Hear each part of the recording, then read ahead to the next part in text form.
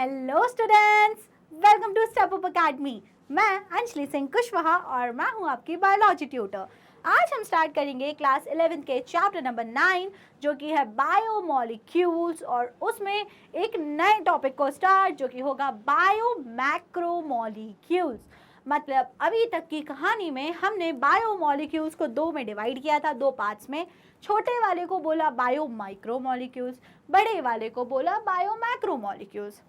Micromolecules वो चीज़ें थी जिनसे मिलकर, जिनको जोड़ जोड़ के बड़ी वाली चीज़ें बायोमैक्रोमोलिक्यूल्स बनेंगी।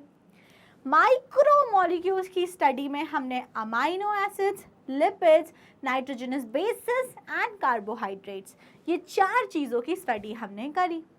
अब आज से बारी है, इस वीडियो से फर्दर बारी है पढ़ने की बायोमैक्रोमोलिक्यूल्स। तो बायोमैक्रोमोलिक्यूल्स के बारे में जो एक बहुत इंपॉर्टेंट बात ध्यान रख लो वो ये है कि ये किनसे मिलकर बनेंगे। ये मिलकर बनेंगे छोटे छोटे मॉलिक्यूल्स से जो कि हैं बायोमाइक्रोमोलिक्यूल्स। तो बायोमैक्रोमोलिक्यूल्स आर मेड अप ऑफ बायोमाइक्रोमोलिक्यूल्स, मतलब मल्टीपल यूनिट ऑफ बायोमाइक्रोमोलिक्यूल। बहुत सारे माइक्रोमोलिक्यूल जुड़ जुड़ के बड़ा मॉलिक्यूल बना लेंगे और उसको बोलोगे मैक्रोमोलिक्यूल। सीधी सी बात, आ गई समझ में, कोई भी दिक्कत नहीं। तो क्या हो गई इसकी characteristic properties? These are biomolecules having molecular weight greater than 1000 dalton. 1000 dalton से ज्यादा वेट होगा। तो माइक्रोमोलिक्यूल्स में आपने ये चीज देखी थी, क्या देखी थी माइक्रोमोलिक्यूल्स में, कि जो वेट होता है it is in the range between 80 to 800 Dalton. यहाँ पे आप देख रहे हो जो वेट है वो 1000 डाल्टन से ज्यादा है। दे इंक्लूड, अब इनमें क्या क्या आते हैं, दे इंक्लूड, ये 3 लिखे हैं नाम, इनमें क्या क्या आता है। नंबर 1 इनमें आते हैं प्रोटीन्स, नंबर 2 इनमें आते हैं polysaccharides, and number 3 nucleic acid. Number 3 nucleic acids. तो हमें जो मैक्रोमोलिक्यूल्स में जो चीज़ें पढ़नी होती है, हमें वो पढ़ने होते हैं प्रोटीन्स, सेकेंडली हमको पढ़ने होते हैं पॉलीसेकेराइड्स, एंड थर्ड हमको पढ़ने होते हैं न्यूक्लिक एसिड। ये 3 चीज़ें हमें इस पूरे सेक्शन में मैक्रोमोलिक्यूल्स में कवर करनी होती है। आज की इस वीडियो में मैं आपको डिटेल स्टडी करवाऊंगी ऑफ प्रोटीन्स, कि प्रोटीन्स क्या होते हैं, कैसे बनते हैं, कितने टाइप के होते हैं, क्लासिफिकेशन कैसे किया गया, etcetera etcetera, everything about protein. तो ये चीज़ आज हम पढ़ेंगे। फिर हम आगे पढ़ेंगे नेक्स्ट वीडियो में polysaccharides and then nucleic acid. पक्का क्लियर हो गया, समझ आ गया क्या पढ़ना है? तो चलो फिर पढ़ना शुरू करते हैं। जब समझ आ गया है तो हमने ये देख लिया, their molecular weight is 10,000 dalton and above. तो 1000 डाल्टन से ऊपर होता है तो वो 10,000 से लेकर उसके ऊपर तक भी हो सकता है। एसिड इनसोल्युबल फ्रैक्शन में ये प्रेजेंट होते हैं। तो आपको अगर याद आ रहा हो तो जब हमने सेपरेट किया था माइक्रोमोलिक्यूल और मैक्रोमोलिक्यूल को, तो हमने कैसे किया था, सेल ली थी, सेल में ट्राइक्लोरो एसिटिक एसिड डाला था, फिर उसको ग्राइंड किया था, फिर ग्राइंड करने के बाद एक स्लरी बन गई थी, फिर स्लरी को चीज़ क्लॉथ से ऐसे करके छान दिया था, सीव आउट कर दिया था। तो उसमें कुछ चीज़ ऊपर रह गई थी और कुछ चीज़ नीचे बह के आ गई थी। जो चीज़ ऊपर रह गई थी दैट वाज नोन एज रिटेंटेट, और जो नीचे फिल्टर होके आ गया था दैट वाज फिल्ट्रेट। रिटेंटेट में प्रेजेंट होते हैं हमारे मैक्रोमोलिक्यूल्स, और उसी को हम लोग बोल रहे थे एसिड इनसोल्युबल फ्रैक्शन। तो एसिड इनसोल्युबल फ्रैक्शन और the macromolecular fraction include macromolecules from cytoplasm and organelles, from cytoplasm and organelles. तो अभी जैसे हम जब माइक्रोमोलिक्यूल्स पढ़ रहे थे तो उसमें मैंने आपको ये चीज़ समझाई थी कि हम सेल को तोड़ के माइक्रोमोलिक्यूल्स निकाल रहे हैं। मतलब माइक्रोमोलिक्यूल्स कहाँ प्रेजेंट है? माइक्रोमोलिक्यूल्स प्रेजेंट है साइटोप्लाज्म में। मतलब कि साइटोप्लाज्म का जो कॉम्पोजिशन है वही हमारा जो फिल्ट्रेट था उसका कॉम्पोजिशन है। लेकिन अगर हम रिटेंटेट की बात कर रहे हैं, एसिड इनसोल्युबल फ्रैक्शन की बात कर रहे हैं, तो वहाँ आप अगर देखो तो साइटोप्लाज्म में और साथ साथ में ऑर्गेनल्स में भी जो कॉम्पोजिशन है वो चीज़ प्रेजेंट है इन द मैक्रोमोलिक्यूलर सेक्शन और the insoluble pool, acid insoluble pool. Clear हुआ? तो अभी कुछ भी नहीं अगर यहाँ से समझ में आओ तो 2 बातें याद रख लो। पहली, जो मैक्रोमोलिक्यूल्स रहते हैं उनका वेट 1000 डाल्टन के ऊपर होता है, एंड दूसरी बात मैक्रोमोलिक्यूल्स में हमें पढ़ना है protein, polysaccharides and nucleic acid. ये 2 बातें तो याद रख लोगे ना, अगर कुछ भी याद नहीं रहे। चलो बस शाबाश, इतनी सी बात थी, फालतू ही डरते रहते हैं। अब ये एक जो कहानी है ना, इसको मैं यहाँ पे कहाँ पे, यहाँ पे चलो लाल कलर से मार्क कर दे रही हूँ।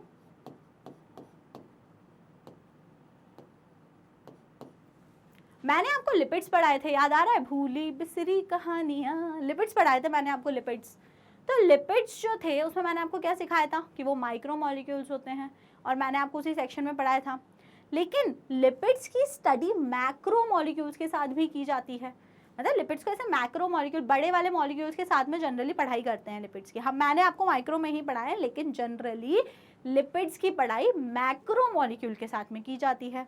अब अगर लिपिड्स की पढ़ाई मैक्रोमोलिक्यूल्स के साथ में की जाती है, ध्यान से सुनिएगा, तो इसका यही मतलब हुआ ना कि लिपिड एक मैक्रोमोलिक्यूल है।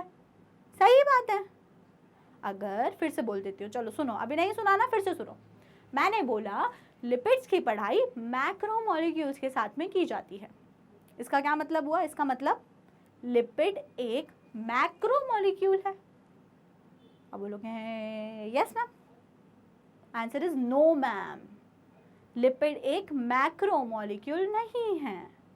Lipid is not strictly a macromolecule. Lipids एक स्ट्रिक्ट मैक्रोमोलिक्यूल नहीं है। उसे भले ही पढ़ते हैं मैक्रोमोलिक्यूल्स के साथ, ठीक है, अब पढ़ते तो पढ़ते हैं, हम क्या बोल सकते हैं, मना थोड़ी कर देंगे।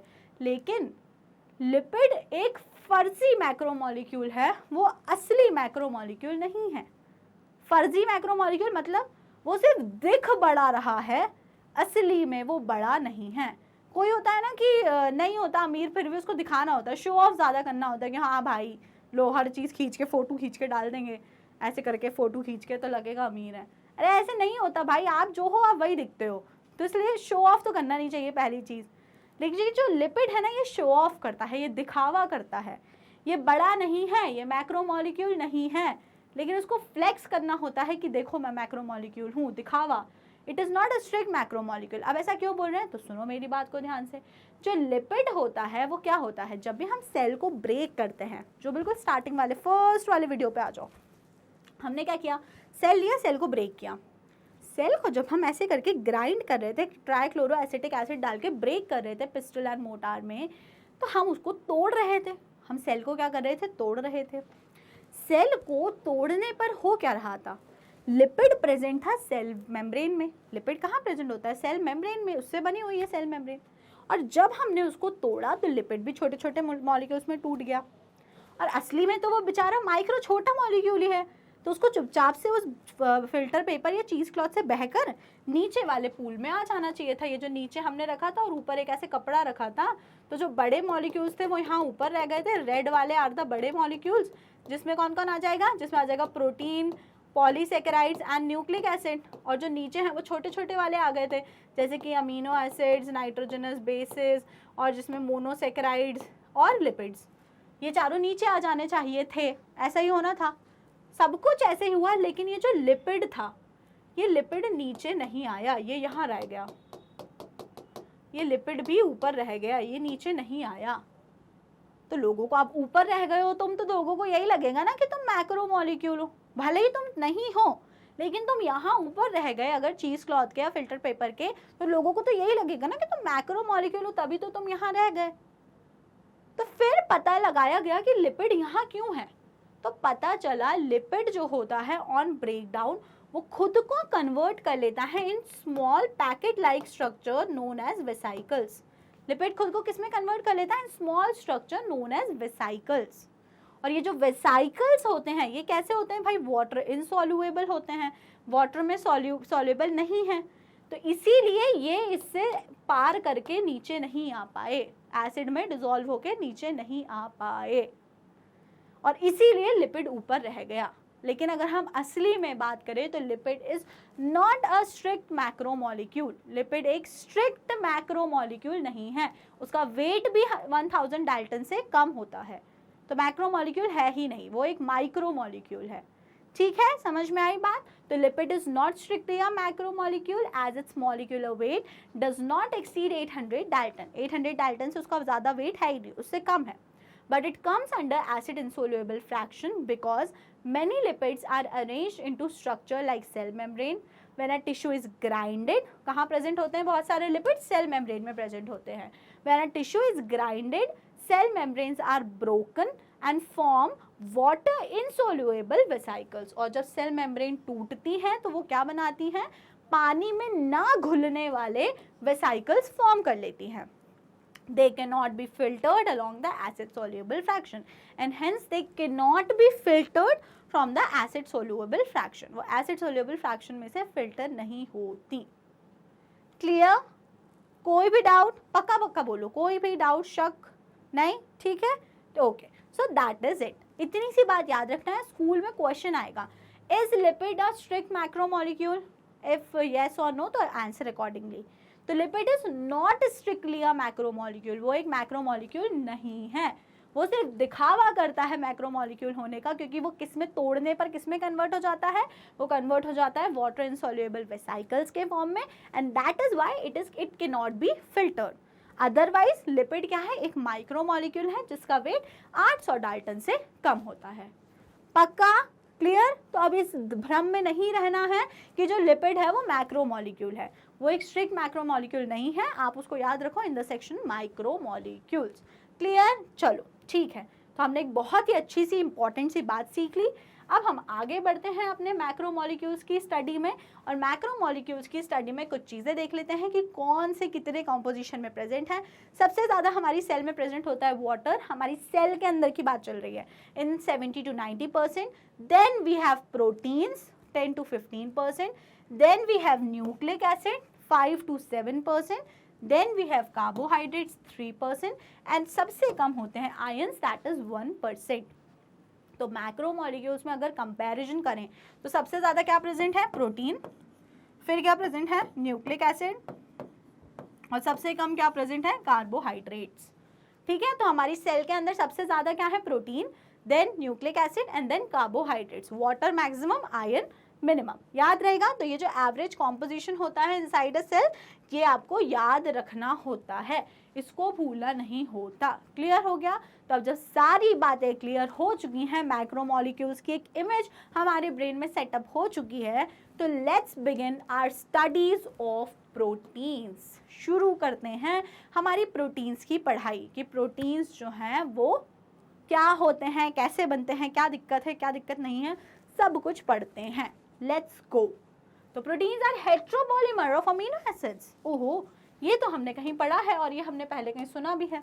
अमीनो एसिड्स, जाइए प्रीवियस, पिछला ज्ञान वापस लेके आइए। ये चैप्टर ना ऐसे पूरा कनेक्टेड है, अगर आपने पहले की वीडियोस नहीं देखी तो अभी आपको एकदम से प्रोटीन समझ नहीं आएगा। आप पहले अमीनो एसिड की वीडियो देख के आओ, तब आपको प्रोटीन अच्छे से समझ आएगा। तो हम पढ़ के आए थे स्ट्रक्चर ऑफ अमीनो एसिड, हमने पढ़ा था अमीनो एसिड क्या होते हैं, अमीनो एसिड होते हैं सब्स्टिट्यूटेड मीथेन। क्या होते हैं, सब्स्टिट्यूटेड मीथेन। तो protein is nothing but a polymer. Protein कुछ बड़ी चीज नहीं है, सिर्फ क्या है, वो पॉलीमर है। किस चीज का पॉलीमर है, किससे मिलके बना है, अमीनो एसिड से मिलकर बना हुआ है। तो मोनोमर और पॉलीमर का कंसेप्ट समझ लो। मोनोमर वैसे पता होगा आपको, लेकिन फिर से एक बार समझ लो, मोनोमर एंड पॉलीमर। मोनोमर और पॉलीमर मैं हमेशा एक एग्जांपल से समझाती हूँ। सपोज आप सभी के घर में, जहाँ भी जिस रूम में आप बैठे हैं, आपको कोई वॉल दिख रही होगी, वॉल मतलब दीवार दिख रही होगी, सीमेंटेड, ठीक है, दीवार दिख रही होगी। वो जो दीवार है वो किससे मिलके बनी है, तो आप मुझे फटाफट से आंसर करोगे कि मैम वो जो वॉल है वो ईंट से मिलके बनी हुई है। कुछ ऐसी आपको दीवार दिख रही है आपके सामने, ये आपके सामने की दीवार है, ये कुछ इस टाइप से ईंट से मिलके बनी है, ईंट ब्रिक्स से मिलकर बनी हुई दीवार है।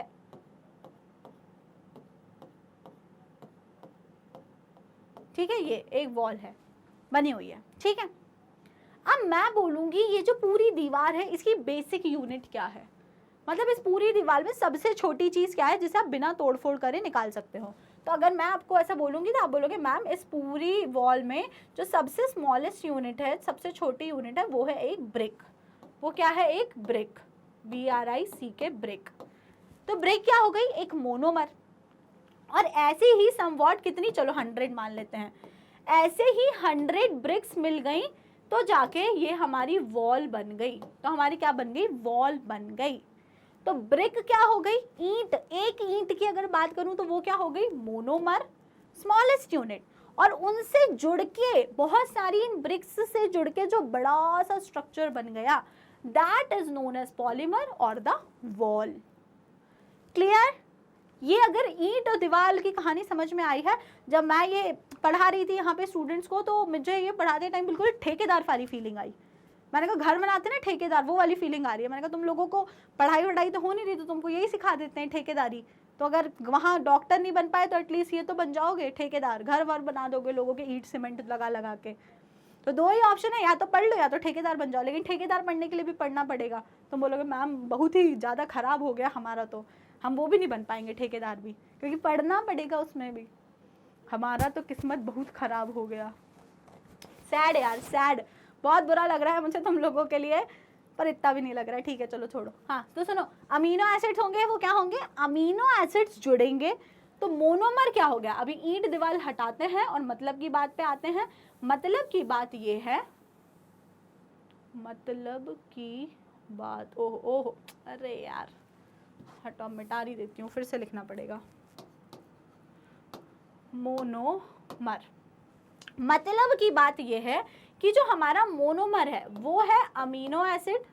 अमीनो एसिड क्या है? मोनोमर। वो छोटी सी यूनिट है जो मिलने वाली है, और उससे जुड़ जुड़ के जो बड़ा सा स्ट्रक्चर बनेगा उसको हम लोग बोलेंगे प्रोटीन।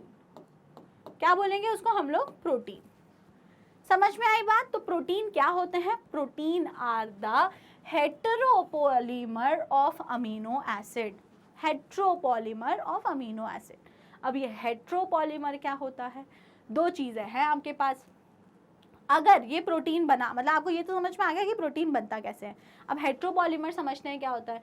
अगर ये जो प्रोटीन बना, इसमें सारे ये वाले अमीनो एसिड थे, A1, फिर से A1, फिर से A1 एंड फिर से A1, और यहाँ आगे जितने भी जुड़े वो सभी थे A1।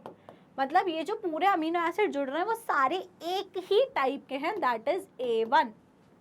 तो ये कहलाता होमोपॉलीमर, सेम सेम। लेकिन प्रोटीन ऐसा नहीं होता, गलत बात।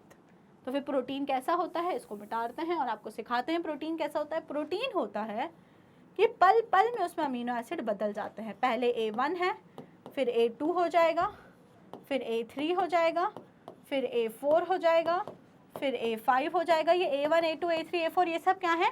These are the different type of amino acid. ये अलग अलग अमीनो एसिड्स हैं। समझ में आ रहा है कितना आसान है? तो इसको हम बोलते हैं हेटेरोपॉलीमर। तो जो हमारा प्रोटीन है वो कैसे बनता है, समझ में आया? जो प्रोटीन है वो बनता है अलग अलग अमीनो एसिड्स की चेन से। मतलब अलग अलग अमीनो एसिड आके जुड़ते हैं, एक चेन बनाते हैं, and that chain is known as protein. तो protein are the heteropolymer of amino acid. Protein are the heteropolymer of amino acids. पक्का? क्लियर? समझ में आ गई? Very good. These are polypeptides। अब एक और नया वर्ड आ गया, polypeptide. That is linear chains of amino acids linked by peptide bond। अब हमें एक और चीज समझनी होगी बहुत ही इंपॉर्टेंट, और जो कि है फॉर्मेशन ऑफ पेप्टाइड बॉन्ड। अब देखो मोनोमर पॉलीमर समझ में आ गया, इसको इरेज कर दूं? नहीं आया तो जल्दी से लिख लो। 1 2 3 4 5 6 7 8 9 10। चलो 10 सेकेंड्स में लिख लिया होगा। इसको इरेज करते हैं, और यहाँ पे मैं आपके सामने एक प्रोटीन बना देती हूँ। ये लो, A1,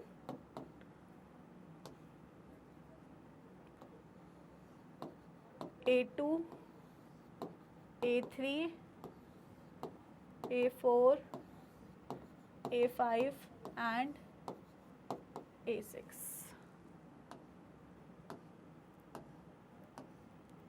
ठीक है, ये मैंने आपके सामने एक प्रोटीन की चेन बना दी। किससे जुड़ जुड़ के बनी है ये बहुत सारे amino acid A1, A2, A3, A4, A5, A6 नाम के अमीनो एसिड्स हैं जो आपस में आके ज्वाइन हुए हैं, और जो एक चेन बन गई है इसको हम लोग क्या बोल रहे हैं? इसको हम लोग बोल रहे हैं अमीनो एसिड चेन। क्या बोल रहे हैं? Sorry, protein chain. क्या बोल रहे हैं? प्रोटीन। अब मेरे को एक बात बताओ, एक A1 और ये A2 को जुड़ने के लिए सपोज ये एक अमीनो एसिड है, ये मेरा राइट हैंड, और ये दूसरा अमीनो एसिड है, ये A1 है, ये A2 है। ये दोनों को ऐसे पास में लाके और फिर जोड़ देना है कि ये दोनों साथ में ही रहें, भाग ना जाएं, अलग अलग ना भाग जाएं। तो मतलब मुझे इनके बीच में कुछ तो ग्लू लगाना पड़ेगा, अपने आप थोड़ी चिपके रहेंगे। मुझे इनके बीच में ग्लू लगाना पड़ेगा। अब now what is this glue? अगर मैं ग्लू नहीं लगाऊंगी तो ये अलग अलग हो जाएंगे। ये दोनों अमीनो एसिड को साथ रहने का कोई शौक ही नहीं है, बिल्कुल, दे आर नॉट इंटरेस्टेड। तो उनको साथ में ऐसे रखने के लिए हमें कुछ तो करना पड़ेगा। तो the structure formed between two amino acid, the linking structure, जो बॉन्ड बनता है, जो दोनों को जोड़ के रखता है, this white colour bond, this bond is known as peptide bond. क्या बोलते हैं इस बॉन्ड को हम लोग? इस बॉन्ड को बोला जाता है peptide bond. They are polypeptide. अब इसको पॉलीपेप्टाइड क्यों बोल रहे हैं? क्या सिर्फ एक पेप्टाइड बॉन्ड है? नो, इन दोनों के बीच में एक है, फिर इन दोनों के बीच में एक है, बहुत सारे पेप्टाइड बॉन्ड बनते हैं। That is why protein chain is also known as polypeptide. It is also known as polypeptide, या पॉलीपेप्टाइड चेन्स ही प्रोटीन होती हैं। तो बहुत ही बेसिक बात है, अगर आप देखो तो कुछ नहीं है, अमीनो एसिड जुड़ रहे हैं तो उनके बीच में एक बॉन्ड बन रहा है, जिस बॉन्ड को हम लोग पेप्टाइड बॉन्ड बोल रहे हैं।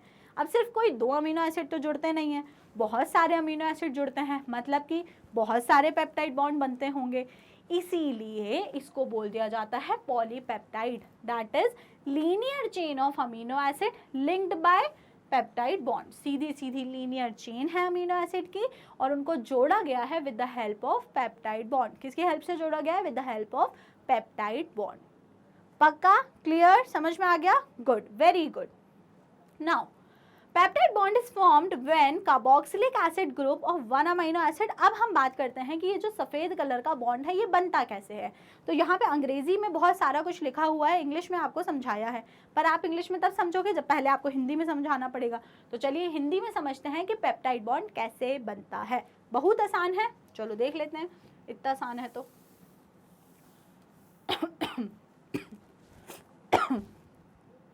सॉरी, चलो मैं पहले एक रेड कलर का अमीनो एसिड बना रही हूँ। ये कार्बन, ऊपर क्या लगा रहता है? हाइड्रोजन, इस तरफ लगा रहता है COOH, इस तरफ लगा रहता है NH2, और नीचे लगा रहता है एक R ग्रुप। किसी को कोई तकलीफ? रेड कलर का अमीनो एसिड, एक अमीनो एसिड। अब यहाँ पे मैं दूसरा अमीनो एसिड बना रही हूँ, लेकिन वाइट कलर का, क्योंकि दूसरा है ना। H, यहाँ पे लगा दिया COOH, यहाँ पे लगा दिया NH2, और यहाँ पे मैं आपकी बार लगा रही हूँ R2, और इसको मैं कर दे रही हूँ R1, क्योंकि अगर मैं R चेंज नहीं करूँगी तो फिर तो दोनों सेम ही हो गए ना, तो इसलिए मैंने R चेंज कर दिया। यहाँ पे R1 है, यहाँ पे R2 है, मतलब वो अलग अमीनो एसिड है, ये अलग अमीनो एसिड है। अब हमें करना क्या है? इस रेड वाले अमीनो एसिड को वाइट वाले अमीनो एसिड से जोड़ना है। बीच में किस बॉन्ड के थ्रू जोड़ना है? थ्रू पेप्टाइड बॉन्ड जोड़ना है, ताकि दोनों चिपके रहें, साथ में रहें। तो अब हम देखते हैं पेप्टाइड बॉन्ड कैसे बनता है। तो आपको जो टर्म आपको याद रखना है, वो आपको टर्म याद रखना है डिहाइड्रोजनेशन। क्या आपको टर्म याद रखना है? डिहाइड्रेशन। क्या टर्म आपको याद रखना है? डिहाइड्रेशन। बताओ क्या मतलब होता है डिहाइड्रेशन का? डिहाइड्रेट हो गए यार, कुछ पीना पड़ेगा। क्या मतलब होता है डिहाइड्रेशन का? बताइए बताइए बताइए बताइए, जल्दी जल्दी जल्दी जल्दी बता दिया? ठीक है, वेरी गुड। डिहाइड्रेशन का मतलब होता है वाटर का हट जाना। H2O का जो रिमूवल होता है, उसका हट जाना जो होता है, वो कहलाता है डिहाइड्रेशन। क्या कहलाता है? डिहाइड्रेशन। अब यहाँ पे क्या होता है देखना है किस तरीके से। तो आप हमेशा ये चीज़ याद रखो, जब भी पेप्टाइड बॉन्ड बनता है तो वो बनता है बाय डिहाइड्रेशन। कैसे बनता है पेप्टाइड बॉन्ड? बाय डिहाइड्रेशन, मतलब कि पानी हटेगा और बॉन्ड बनेगा। यही चीज़ होगी जो मैंने अभी बोली। क्या होगा? पानी हटेगा एंड बॉन्ड बनेगा। तो चलो देखते हैं कैसे पानी हटेगा और कैसे बॉन्ड बनेगा, दोनों चीज़ें देख लेते हैं। सबसे पहले ये जो COOH लिखा है आपके सामने, ये COOH से OH नेगेटिव हटेगा, तो क्या बचेगा? यहाँ पे जो बचेगा वो बचेगा, अगर मैं इसको एक्सप्लेन करूँ आपको, इसका स्ट्रक्चर कुछ ऐसा है। इसका स्ट्रक्चर कुछ इस टाइप से है। C जो है वो डबल बॉन्ड के साथ में ऐड है, डबल बॉन्ड O। ओके, तो अब यहाँ से ये OH जो है वो हट जाएगा, ठीक है। अच्छा, यहाँ पे खिचड़ी हो जाएंगी चीज़ें, मैं आपको नेक्स्ट स्लाइड में काफ़ी डिटेल में ये चीज़ें समझा देती हूँ, ठीक है। ठीक है, चलो यहाँ से क्लियर करते हैं। हम समझ क्या रहे हैं, हम समझने जा रहे हैं फॉर्मेशन ऑफ पेप्टाइड बॉन्ड, कि पेप्टाइड बॉन्ड जो है वो कैसे बनता है। ओके, चलिए फॉर्मेशन ऑफ पेप्टाइड बॉन्ड, जो प्रोसीजर है यहाँ पे जो होता क्या है, यहाँ पे होता है डिहाइड्रेशन। डिहाइड्रेशन का क्या मतलब होता है, डिहाइड्रेशन का सिंपल वर्ड्स में मीनिंग होता है, सिंपल वर्ड्स में मीनिंग है removal of water, removal of water molecule. H2O का एक मॉलिक्यूल हटता है और पेप्टाइड बॉन्ड फॉर्म हो जाता है। चलो समझने की कोशिश करते हैं कैसे। बस सबसे पहले एक अमीनो एसिड, वही रेड और वाइट वाले, पहले एक रेड वाला अमीनो एसिड फिर से रिपीट कर देते हैं हम लोग। तो यहाँ पे क्या रहेगा, हाइड्रोजन, यहाँ पे रहेगा NH2 और यहाँ पे रहेगा COOH। अब की बार में डायरेक्टली COOH को कुछ इस टाइप से ड्रॉ कर दिया है और दिस इज R1। तो ये एक रेड कलर का अमीनो एसिड है। सिमिलरली इसके साइड में मैं एक वाइट कलर का अमीनो एसिड बना रही हूँ, वाइट कलर का अमीनो एसिड बना रही हूँ। तो यहाँ भी H होगा, यहाँ पे R2 होगा, यहाँ पे भी C डबल बॉन्ड O और यहाँ OH होगा और यहाँ पे रहेगा NH2। क्या रहेगा यहाँ पे, NH2। ठीक है, क्लियर हो गया। तो मैंने 2 अमीनो एसिड बनाए हैं। किसी को कोई दिक्कत तकलीफ, रोना तो नहीं आ रहा? चलो, किसी को रोना नहीं आ रहा। अब क्या होगा, तो सुनो मेरी बात। करना क्या था, इन दोनों को जोड़ना था ताकि दोनों एक दूसरे को छोड़ के भाग ना जाए। अब इन्हें हमें जोड़ना है, तो सुनो, यहाँ से इस वाला जो R1 रेड वाला अमीनो एसिड है, इसके कार्बोक्सिलिक ग्रुप से, इसके एसिडिक ग्रुप से OH का एलिमिनेशन हो जाएगा। तो यहाँ से कौन निकल गया, यहाँ से निकल जाएगा OH नेगेटिव। यहाँ से कौन निकल गया, OH negative. OH negative ion यहाँ से निकल गया। तो आप मुझे बताओ, जब यहाँ से OH नेगेटिव आयन बाहर निकला तो इस C पर कौन सा चार्ज आ जाएगा, इस कार्बन पे पॉजिटिव चार्ज आ जाएगा, क्योंकि उसने OH नेगेटिव को भगा दिया। पक्का, क्लियर हो गया? ठीक है, वेरी गुड। अब यहाँ क्या होगा, यहाँ पे होगा ये जो NH2 है, 2 है ना यहाँ पे, इस NH2 से एक H प्लस निकल जाएगा। कौन निकल गया यहाँ से, H प्लस निकल गया। कौन निकल गया, H प्लस निकल गया।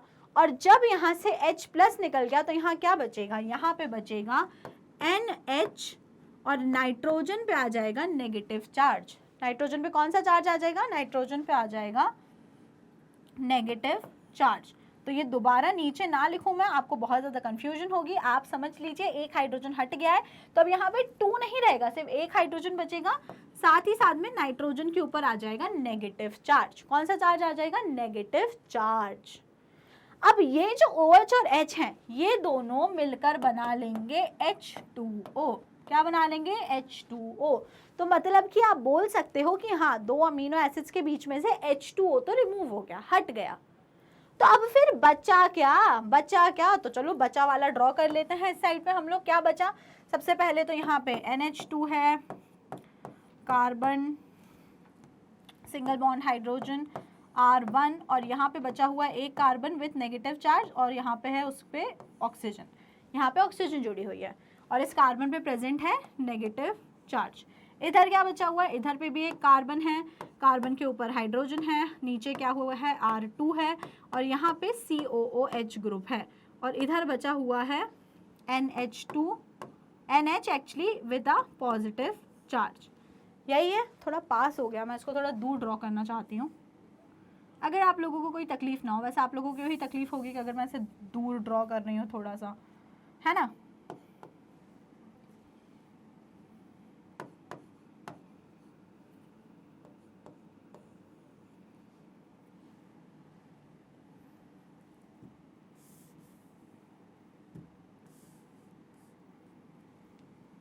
कार्बन के ऊपर बच्चों पॉजिटिव चार्ज है, ठीक है, और यहाँ पे NH और NH के N के ऊपर नेगेटिव चार्ज है, नाइट्रोजन के ऊपर नेगेटिव चार्ज है और बाकी बचा हुआ अमीनो एसिड ये लो मैंने आपके लिए बना दिया, हाइड्रोजन, R2 और यहाँ पे हो जाएगा COOH। दिख ही रहा होगा आप लोग को, नहीं दिख रहा तो आप समझ रहे हो।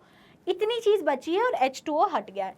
अब इस पे पॉजिटिव चार्ज है, उस पे नेगेटिव चार्ज है, तो यहाँ पर एक बॉन्ड फॉर्म होगा between 2 amino acid and this new bond form will be known as peptide bond. क्या बोलोगे, जो नया बॉन्ड बन गया उन दोनों के बीच में, red and white amino acids के बीच में, that will be known as peptide bond. तो पेप्टाइड बॉन्ड बना कैसे, आपको समझ में आया? पेप्टाइड बॉन्ड बना बाय रिमूवल ऑफ H2O। पानी हटता है और पेप्टाइड बॉन्ड बन जाता है। क्लियर, इजी है ना, कुछ भी डिफिकल्ट नहीं है। इधर से OH हटा दो, उधर से हाइड्रोजन हटा दो। OH के हटने पे कार्बन पे पॉजिटिव चार्ज आया और हाइड्रोजन के हटने पे नाइट्रोजन पे नेगेटिव चार्ज आया। दोनों चार्जेस कंबाइन हुए और वहां पे एक बॉन्ड फॉर्म कर लिया जिसको हमने बोला पेप्टाइड बॉन्ड। क्या बोला हमने? Peptide bond. इजी, ठीक है। तो आपको प्रोटीन का पूरा, ठीक है, इसका स्क्रीनशॉट ले लो, ड्रॉ कर लो, जो मन करे कर लो। 1 2 3 4 5 सेकेंड्स में आपने स्क्रीनशॉट तो ले ही लिया होगा। और अगर नहीं समझ में आया तो ड्रॉ तो कर सकते हो ना, अब तो समझ तो गए हो ना, ठीक है। खुद से बनाओ, खुद से प्रैक्टिस करोगे तो सीखोगे। तो देखो यहाँ क्या लिखा हुआ है, peptide bond is formed when COOH group of one amino acid reacts with NH2 group of next amino acid by releasing a molecule of water. तो कैसे बनता है पेप्टाइड बॉन्ड? जब एक अमीनो एसिड का COOH ग्रुप, रेड वाले का जो था हमने लिया था, और दूसरे अमीनो एसिड का NH2 जो हमने वाइट वाले अमीनो एसिड का लिया था, उन दोनों के बीच में जब एक बॉन्ड बनता है, और वो बॉन्ड कैसे बनता है? By removal of water, that is dehydration. उस बॉन्ड को हम लोग बोलते हैं पेप्टाइड बॉन्ड। तो प्रोटीन का मॉलिक्यूल जो है वो बन कैसे रहा है? अमीनो एसिड्स आके जुड़ रहे हैं with the help of peptide bond, और एक हेट्रोपॉलीमर या फिर पॉलीपेप्टाइड चेन बन जा रही है जिसको हम लोग बोल रहे हैं प्रोटीन। जिसको हम लोग क्या बोल रहे हैं? प्रोटीन। इजी स्टोरी, ठीक है, समझ आ गया? गुड। अब आगे चलते हैं और अब हम देख लेते हैं फंक्शंस ऑफ प्रोटीन। तो प्रोटीन के बहुत सारे फंक्शंस होते हैं जिसमें से कुछ मेजर फंक्शन है। सबसे पहली बात, for growth and tissue repair. आपकी बॉडी में जितना ग्रोथ एंड रिपेयरिंग का वर्क चल रहा है, it is all because of proteins. Second function, transport nutrient across cell membrane. Cell, एक सेल से दूसरी चीज़ों का जो ट्रांसपोर्ट होता है वो कुछ गेट्स और चैनल्स की वजह से होता है, and all those channels, gates और transport ions are made up of protein. जैसे कि एग्जांपल में उन्होंने GLUT4 का एग्जांपल दिया है, which enables glucose transport. Next, act as intercellular ground substance. Ground substance की तरह बिहेव करता है जिसके थ्रू सेल अडेयर है, चीज़ों का ट्रांसपोर्ट हो पा रहा है। Example collagen.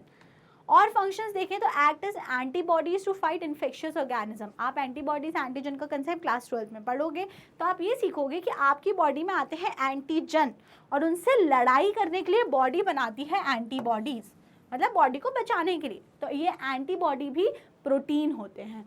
Act as receptors. Example, receptor of smell, taste and hormone. तो ये रिसेप्टर्स की तरह भी बिहेव करते हैं, जितने भी स्मेल के लिए, टेस्ट के लिए, और जो भी हमारे हार्मोन्स हैं, ये सारे के सारे बने होते हैं हमारे प्रोटीन्स के। Some are hormones, example insulin, enzyme, trypsin, pigments, haemoglobin etcetera. और बॉडी में various enzyme, pigment, hormones, they are also made up of protein. तो protein plays a very very major and very very important role in our body. Majority of function and majority of चीज़ें हमारी body में जो है वो proteins की बनी हुई हैं। तो that is why proteins are very very important for our body. Clear हो गया ये बातें आपको? Now, most abundant protein in animal world. अगर हम एनिमल वर्ल्ड की बात करते हैं कि पूरा जो एनिमल किंगडम है उसमें सबसे ज़्यादा कौन सा प्रोटीन है, तो आप उस चीज़ को याद रखिए। ये फैक्ट्स हैं कि सबसे ज़्यादा protein in whole of the animal kingdom is collagen, and most abundant protein in whole biosphere. पूरी सारे किंगडम विंगडम सबको मिला के अगर पूछें कि कौन सा प्रोटीन सबसे ज़्यादा है, तो that is Rubisco, that is Rubisco. तो आप ये चीज़ में बिल्कुल कंफ्यूज नहीं होना, आप दोनों में कंफ्यूज हो जाते हो। आप याद रखो कि कोलेजन सिर्फ और सिर्फ एनिमल्स में होता है, तो वो इसलिए वो एनिमल वर्ल्ड में सबसे ज़्यादा है। और लेकिन अगर पूरी दुनिया का पूछ लिया, पूरे बायोस्फीयर, तो अगर पूरे बायोस्फीयर का पूछा है तो then answer will be Rubisco. तो रुबिस्को ऐसा है, ऐसा हमारा प्रोटीन है जो पूरी बायोस्फीयर में सबसे ज़्यादा पाया जाने वाला एक प्रोटीन है। क्लियर? ओके, चलिए अब आपको जब ये बातें समझ आ गई हैं तो अब हम चलते हैं विथ द पैकेजिंग और the structural level of protein. Protein के स्ट्रक्चर के बेसिस पे क्या क्या अलग अलग टाइप या फोल्डिंग्स होती हैं। तो on the basis of structure there can be 4 type of protein: primary structure, secondary structure, tertiary structure and the quaternary structure. Protein का स्ट्रक्चर 4 टाइप से डिफाइन किया गया है: primary structure, secondary structure, tertiary structure and quaternary structure. तो protein के structure को कितने levels पे क्लासिफाई किया गया है? 4: primary, secondary, tertiary and quaternary. Let's study each of them in detail. अब आगे कुछ नहीं करना, ये जो 4 टाइप के स्ट्रक्चर हैं इन चारों को एक एक करके देखना है कि किस टाइप की स्ट्रक्चर में क्या क्या खासियत रहेंगी, क्या क्या बुराई रहेंगी, सब कुछ हमें पढ़ना है। हम सबसे पहले बात करते हैं प्राइमरी स्ट्रक्चर की। तो प्राइमरी मतलब सबसे इजी होगा, किस टाइप का होगा primary structure? It describes the sequence of amino acid that is positional information of the protein. Primary structure का सीधा सीधा मतलब है लीनियर चेन्स होंगी अमीनो एसिड की, बिल्कुल लीनियर चेन है अमीनो एसिड की, सीधी सीधी, ना कोई फोल्ड ना कोई डिजाइन, कुछ भी नहीं, सिर्फ सिंपली सीधी सीधी चेन है अमीनो एसिड की जो पेप्टाइड बॉन्ड्स के थ्रू जुड़ी हुई हैं। और इस वाले स्ट्रक्चर से, इस स्ट्रक्चर को हम लोग क्या बोल रहे हैं? Primary structure. तो इस स्ट्रक्चर की क्या खासियत है, आपको इस स्ट्रक्चर से क्या पता चलेगा, आप बताओ? इस स्ट्रक्चर से आपको ये समझ में आएगा कि पोजीशन क्या है अमीनो एसिड्स की, अमीनो एसिड जो है उनकी पोजीशन कैसी है, पहले कौन सा अमीनो एसिड है, फिर कौन सा है, फिर कौन सा है, फिर कौन सा है, फिर कौन सा है, first second third fourth fifth six, positional analysis होगा आपको ऑफ द अमीनो एसिड्स। किस स्ट्रक्चर से? प्राइमरी स्ट्रक्चर से। किससे? Primary structure. तो प्राइमरी स्ट्रक्चर से सिर्फ और सिर्फ हमें एक चीज पता चलती है, that is the position of amino acid. कोई भी फोल्डिंग नहीं होती, सिंपल सीधी सीधी लीनियर चेंज होती है और वो कहलाता है प्राइमरी स्ट्रक्चर। लेफ्ट हैंड, अब आप खुद सोचो, अभी मैंने आपको पेप्टाइड बॉन्ड बनाना सिखाया था, तो पेप्टाइड बॉन्ड में आपने क्या देखा था? जैसे ये एक अमीनो एसिड है, एक अमीनो एसिड है और ये दूसरा है, इसके बीच में बॉन्ड बन रहा है, फिर ये तीसरा है, फिर इसके बीच में बॉन्ड बन रहा है। तो आपको अगर स्ट्रक्चर याद आ रहा हो तो एक एंड पे, लेफ्ट एंड पे क्या रह जा रहा था खाली? अगर इस वाले अमीनो एसिड की बात करूं तो यहाँ पे NH2 होगा, और अगर इसकी बात करूं तो इसमें भी यहाँ NH2 होगा और यहाँ पे COOH होगा। तो आपको ये चीज़ यहाँ से समझाने की कोशिश की जा रही है कि अगर हम बात करते हैं लेफ्ट एंड की, left, this is the left और द फर्स्ट अमीनो एसिड, तो इसको बोला जाता है एन टर्मिनल और this is the C terminal या फिर राइट एंड। और एन और सी टर्मिनल बोलने का कारण क्या है? क्योंकि अगर आप लेफ्ट एंड पे देखते हो, लेफ्ट साइड पे, ऐसे अगर आप लेफ्ट साइड पे देखते हो तो वहां पर नाइट्रोजन फ्री है, खाली है, अभी किसी से जुड़ सकता है, और अगर आप राइट साइड पे देखते हो तो कार्बन खाली बैठा हुआ है, वो किसी से जुड़ सकता है। That is why primary structure में लेफ्ट एंड को बोला जाता है एन टर्मिनल और राइट साइड को बोला जाता है सी टर्मिनल। क्या बोला जाता है? C terminal. तो left is known as N and right is known as C. Clear? कोई भी डाउट? तो we are done with primary structure. बहुत बेसिक सी बातें हैं जो आपको याद रखनी है। क्या है वो बेसिक बातें? हमें प्राइमरी स्ट्रक्चर में सिर्फ इतना याद रखना है, सीधी सीधी चेन होती है अमीनो एसिड की, एक दूसरे से जुड़े हुए हैं अमीनो एसिड। इसमें हमें पोजीशन का पता चलता है कि कौन सा अमीनो एसिड कहाँ पर प्रेजेंट है। साथ ही साथ इस चेन में जो लेफ्ट एंड होता है उसको बोलते हैं एन टर्मिनल, बिकॉज वहाँ पे अमीनो ग्रुप फ्री है, एंड जो राइट टर्मिनल होता है उसको हम लोग बोलते हैं सी टर्मिनल, बिकॉज वहाँ पर कार्बोक्सिलिक एसिड फ्री है। क्लियर? पक्का? कोई भी डाउट नहीं? Very good. चलो now let's move to secondary structure. अब सेकेंडरी स्ट्रक्चर में क्या होने वाला है? अब की बार ये जो प्रोटीन की जो चेन है वो सीधी सीधी नहीं रहने वाली। तो सीधी सीधी नहीं रहने वाली तो क्या टेढ़ी टेढ़ी होने वाली है?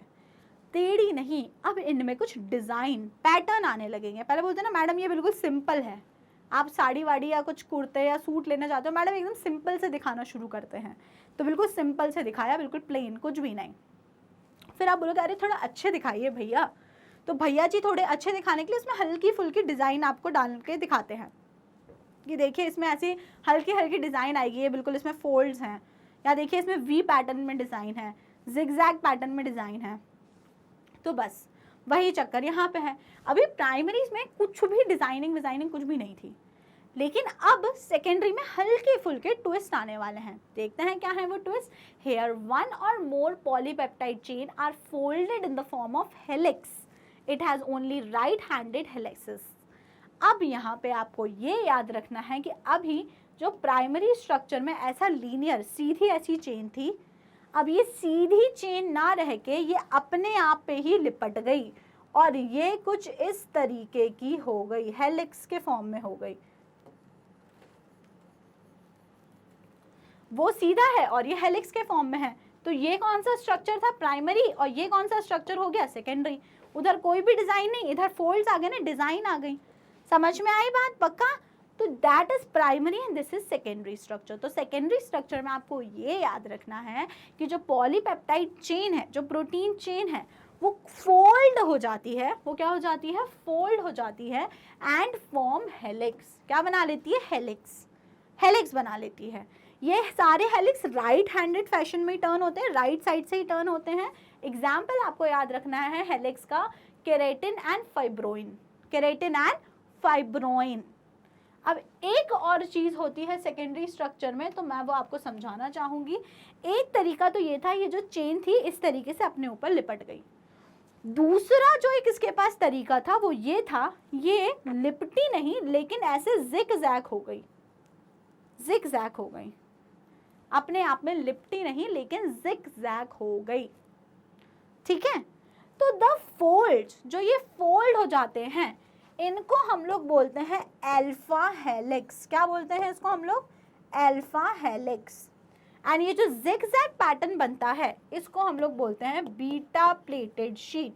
क्या बोलते हैं इसको हम लोग? Beta pleated sheet. तो आप याद रखिए सेकेंडरी स्ट्रक्चर्स में दो टाइप के स्ट्रक्चर हो सकते हैं, या तो हेलिक्स बन सकते हैं या तो शीट बन सकती है। अगर हेलिक्स बन रहे हैं तो आप इन्हें क्या बोलोगे? Alpha helix. और अगर शीट बन रही है तो आप इन्हें बोलोगे बीटा प्लीटेड शीट। क्या बोलोगे आप इन्हें? Beta pleated sheet. तो ध्यान रखिए secondary structures can be further of two types. Primary में सिंपल चेन, सेकेंडरी में थोड़ी सी डिजाइन आ गई, आइदर हेलिक्स और जिगजैग शीट। क्लियर? कोई भी डाउट नहीं? तो चलिए आगे बढ़ते हैं और अब अगला स्ट्रक्चर समझते हैं जो कि होगा टर्शरी स्ट्रक्चर। तो टर्शरी स्ट्रक्चर क्या होता है? Here helical polypeptide chain is further folded like a hollow woollen ball. अब ये जो चेन आपने सेकेंडरी, देखो फिर से समझो, this was primary structure. Secondary structure में क्या हुआ कि ये अपने ऊपर ऐसे करके लिपट गया था। अब this was primary, this was secondary. अब टर्शरी में क्या हुआ? ये और ज्यादा आपस में फोल्ड हो गया और ये अब कुछ ऐसा वुलन बॉल, ऊन के गोले की तरह दिखने लगा। This is tertiary structure. This is tertiary structure. Primary एकदम सीधा सीधा था, सेकेंडरी में हेलिक्स बन गए और अब ये खुद के ऊपर आपस में लिपट के इसने एक वुलन बॉल बना ली, ऊन का गोला बना लिया। और उस ऊन के गोले में क्या होते हैं? गड्ढे होते हैं। ऊन का गोला, उसमें गड्ढे होते हैं ना। तो देखो here helical polypeptide chain further folded like a hollow woollen ball. Hollow woollen ball, गड्ढे गड्ढे वाली, अंदर से खाली खोखली वुलन बॉल बन गई। ये क्या होगा? It is the first 3D structure या 3D व्यू। अभी तक अगर हम बात करो तो ये दोनों 2D स्ट्रक्चर थे, एक ही प्लेन में थे। लेकिन अगर अब आप बात करो तो हमारा टर्शरी स्ट्रक्चर है वो एक 3D स्ट्रक्चर है। साथ ही साथ में जो बहुत इंपॉर्टेंट बात टर्शरी स्ट्रक्चर के बारे में याद रखनी है बिना भूले, वो क्या है? टर्शरी स्ट्रक्चर में देखिए बहुत बहुत बहुत इंपॉर्टेंट बात है, बहुत इंपॉर्टेंट बात है। Tertiary structure is necessary for many biological activities of protein. हमारी बॉडी में जो प्रोटीन्स हैं, अब मैं बोलूँगी उनका इनमें से कौन सा स्ट्रक्चर होता है? तो बॉडी में जितने भी प्रोटीन्स हैं उन सब का स्ट्रक्चर होता है टर्शरी।